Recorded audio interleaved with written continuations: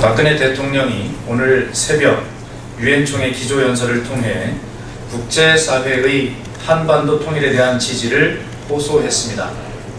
새정치민주연합은 한반도 통일에 대한 국제사회의 강력한 지지가 필요하다는 점에 대해서는 박근혜 대통령과 뜻을 같이하며 국제사회의 지지를 이끌어내기 위해 혼신의 노력을 기울여 나갈 것입니다.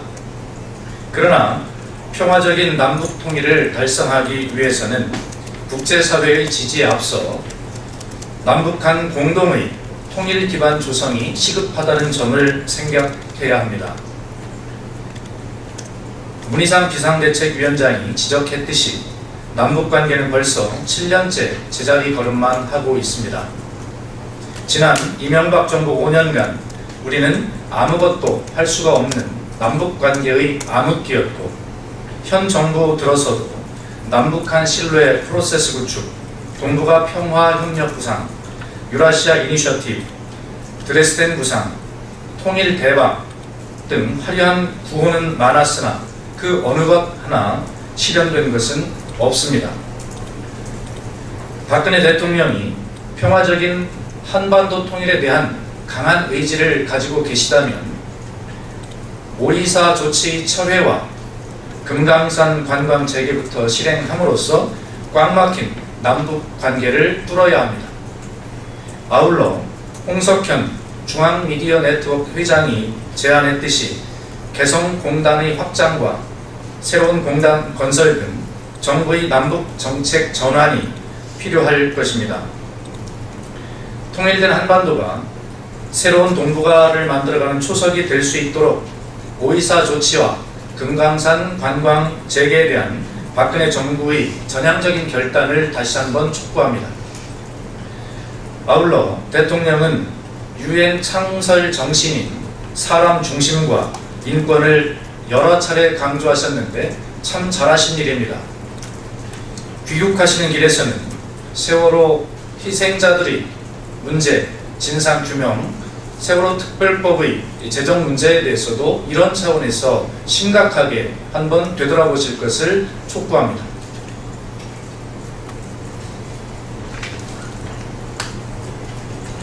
송광용 전 청와대 교육문화수석의 3개월 만의 낙마 파장이 채 수습되기도 전에 김성주 대성그룹 회장이 대한적십자사 총재가 다시 하겠습니다.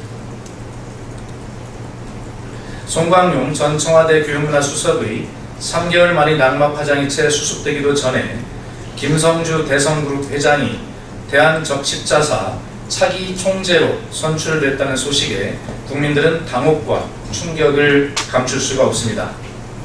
인도주의 사업을 매개로 남북 간 중요 창구 역할을 하는 사실상 준정부기구인 대한적십자사의 수장으로 김성주 회장은 능력면에서 적합하지 않습니다. 영리를 목적으로 하는 기업 운영과 이산가족 상공과 같은 인도주의 사업 운영은 분명히 다르고, 김 회장이 남북관계를 원만하게 풀어가기 위한 사회적 신임과 덕망을 갖추었다고도 보기가 어렵습니다.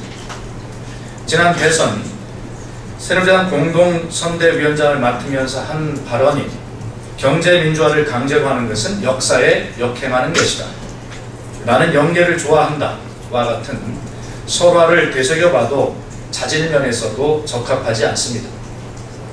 그럼에도 불구하고 김 회장을 선출한 그 배경에는 수첩 인사와 대한적십자사 총재라는 자리를 대선의 전리품쯤으로 전락시킨 명백한 고운 인사가 있는 것입니다.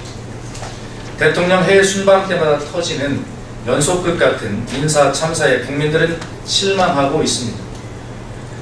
박근혜 정부의 인사 난맥상이 가히 목불인견의 지경에 이르고 있습니다. 잇따른 청와대의 인사 검증 실패에 대해 청와대 민정수석은 책임져야 합니다. 또 청와대 인사위원장인 김기춘 비서실장의 책임은 더더욱 면할 길이 없습니다.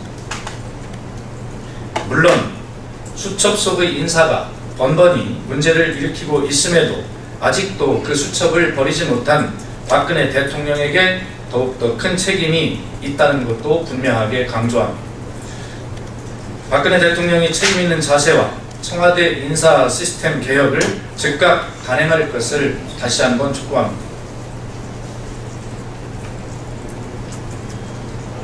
박근혜 정부가 서민 증세, 꼼수 증세를 브레이크 없는 폭주 기관차처럼 하루가 멀다 하고 쏟아내고 있습니다. 담배세, 주민세, 자동차세 인상에 이어 이번에는 불법 주차 과태료와 주차 요금까지 인상하겠다고 발표했습니다. 서민들이 호주머니를 탈탈 터는 것을 넘어 이 정도면 가히 갈취의 수준입니다.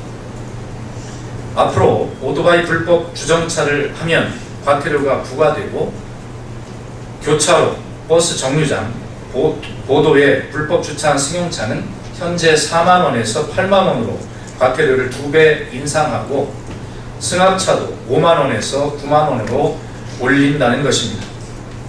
또한 각 지방자치단체에서 절반가량을 무료로 운영하던 공영주차장을 유료로 전환하겠다고도 합니다. 물론 불법 주정차로 인한 교통정체와 주차난의 해결은 시급합니다. 위법한 행위에 대한 단속과 과태료 부과 또한 정당합니다. 그러나 문제는 정부가 근본적이고 실질적인 해결책은 전혀 내놓지 못한 채 과태료 걷기에만 혈안이 되어 있다는 데 문제가 있습니다. 턱없이 부족한 주차장과 불편한 대중교통은 개선하지 못하면서 과태료와 주차요금 인상을 통해서 이를 해결하겠다는 것은 증세를 위한 꼼수일 뿐입니다. 자동차세 인상도 마찬가지입니다. 영업용 자동차세 인상은 버스와 택시를 비롯한 대중교통 등 공공요금과 택배 등 각종 서비스 요금에 영향을 미쳐 서민들의 살림살이를 더욱 어렵게 만들 것이 불보듯 뻔한 일입니다.